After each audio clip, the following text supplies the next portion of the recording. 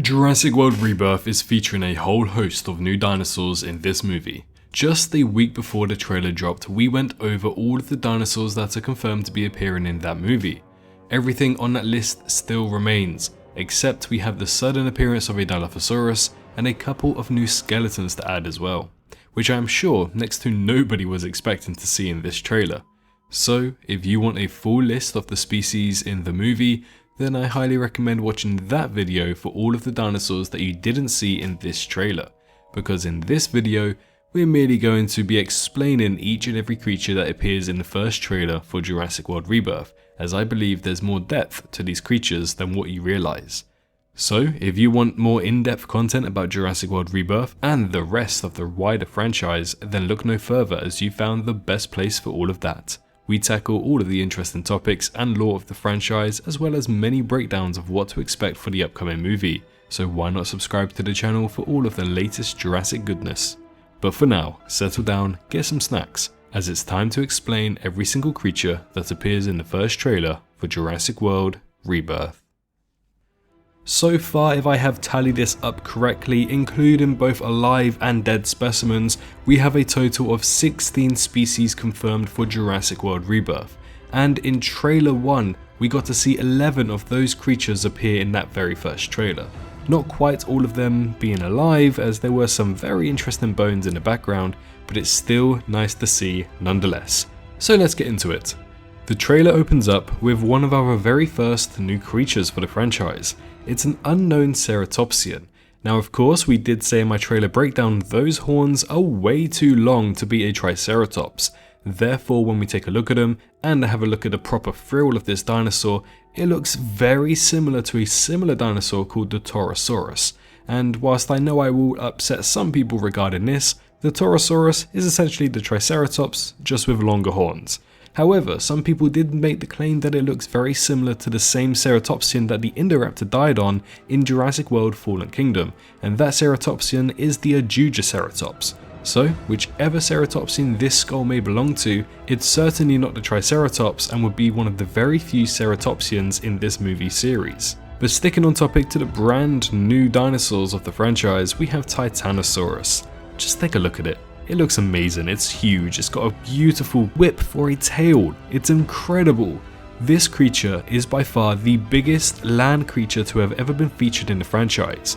That record previously is owned by the Dreadnoughtus, which was first introduced in Jurassic World Fallen Kingdom as a little DNA container, but then we finally got to see it in Jurassic World Dominion. This creature is our 5th sauropod to enter the franchise, behind the Brachiosaurus, Mamenchisaurus, Apatosaurus, and of course the Dreadnoughtus himself. However, this creature is very important to the plot point, as we are told that they need DNA from the 3 biggest creatures on Earth, and one of them, of course, is Titanosaurus. But the other one appears in the very next scene, called Quetzalcoatlus.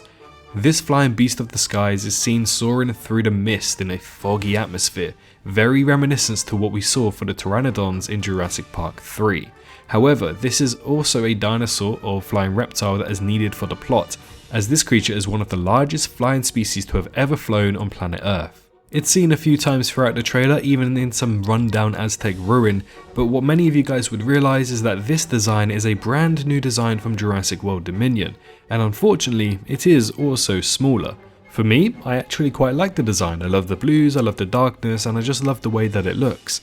But it does kind of upset me that the quote is that they need DNA from the largest specimens, and for some reason they go to get the smaller specimen of Quetzalcoatlus rather than that massive large one that we saw in Jurassic World Dominion. I'm sure there are ways to explain it. I did mention on Twitter there's about 4 ways to explain this, but either way I feel like this is a missed opportunity.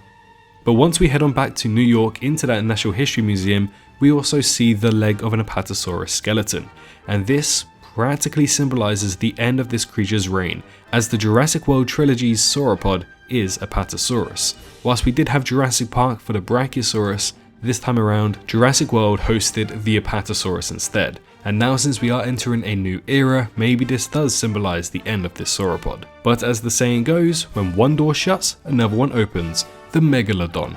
Whilst we don't get to see the Megalodon actually alive, we do get to see its fossil in the background behind Zora Bennett, and this is the very first time that it's confirmed anywhere that it's actually existed in this universe. I know it's a bit obvious that the Megalodon probably would have existed in this universe because it's nearly a parallel universe to ours. However, we have no confirmation of that, and this is the very first time we see it. It's interesting to know if this is actually a fossil of a recently living specimen, or maybe it's a fossil from an old specimen, or maybe it's just an artwork design.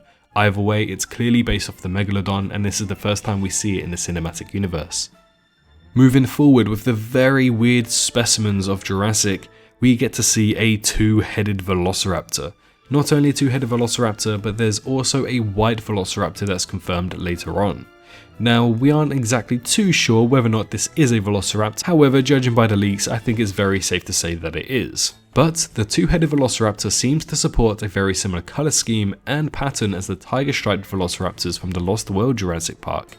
And the white velociraptor will be the very first white velociraptor we have seen since Jurassic Park 3.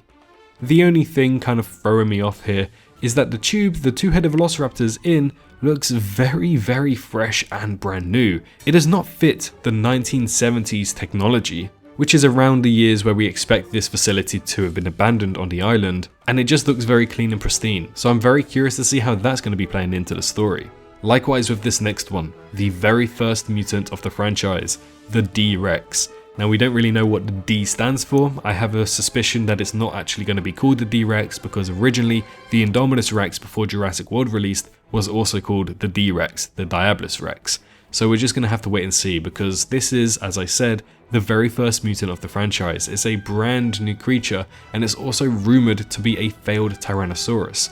In fact, you can actually see some very small forelimbs that resemble a Tyrannosaurus's if you up the brightness in one of the scenes.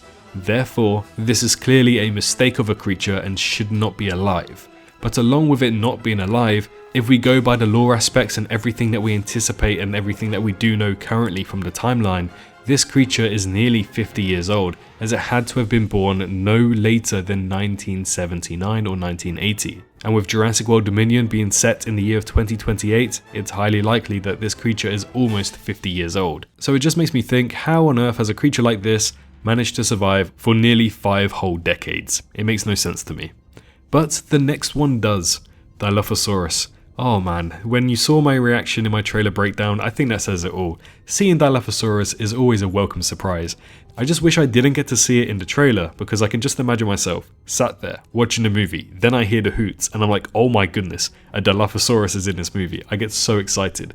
But the only thing kind of letting down this Dilophosaurus is that when you take a look at it, it does kind of resemble the Jurassic Park colours, but the model is the Jurassic World Dominion model, surprisingly, because the ones that we see in Jurassic World Dominion were created by Biosyn. So it just makes me confused how these brand new gens of Dilophosaurus suddenly have these models on this island, which they shouldn't do because this island is supposed to be filled with old dinosaurs made for the original park. It doesn't quite add up, let's just say that.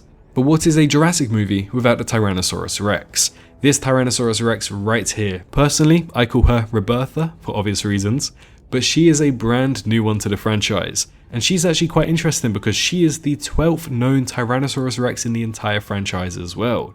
But not only that, she'll be featuring in the awesome river raft scene that's taken directly from the Jurassic Park novel. I just hope we get to see the Tyrannosaurus swim, but not swim as good as the next one, where we get to see not 1, not 2, but 3 Spinosauruses. Now, these guys, they look ugly. I'll be deadly honest, they look very ugly. And just their mere existence kind of messes up the whole OG Spinosaurus' lore just a little bit. And even if these guys were bred before 2001's Spinosaurus, I feel like that just kind of diminishes the whole point of the original Spinosaurus. So I'm not quite happy with them, I'll be deadly honest. But they are new models, they look good, and again, we're still unsure on when they were exactly made, depending on what storyline this story of Rebirth is going to go down. If you want to find out more, we made a previous theory about this, explaining that I don't think the trailer is telling the truth to us. But yes, at least it's nice to see Spinosauruses return to the franchise. And finally, we have what the Spinosauruses were helping, the Mosasaurus. Once again, a brand new model, and this is nowhere near similar to the original one from Jurassic World's trilogy. But once again, this one in Jurassic World was the first ever prehistoric aquatic creature ever made in the timeline, and she was born in 2007. So why is this new Mosasaurus swimming about if it was supposedly made all those years ago? And again, it's just so much smaller than the original. So for them to say they need the DNA from the 3 largest species of land, sea and air, why for air and sea are they getting the smaller variants of these prehistoric species? To me, it doesn't make sense, but at least some more creatures are being added to the lore. So there we have it, a slight explanation to all of the dinosaurs that appeared in the Jurassic World Rebirth trailer. There's still a fair few yet to be shown, such as the Parasaurolophus, Aquilops, and a couple more creatures in this movie, but as of now, which one is your favourite? Which are you excited to see the most? And what dinosaur would you add into the movie? Let us know in the comments below, and be sure to like the video if you enjoyed. Subscribe to the channel for your daily dose of Jurassic content, but most importantly, make sure you're all staying safe out there, and I'll see you all in the next one. Bye bye. Hello, hi, you. Did you enjoy the video? Just a little reminder to press that like button and also subscribe. I just want to thank my Patreons for this month on screen right here, as giving me that little extra support really does go a long way. But anyways, I hope you guys have an amazing rest of your day.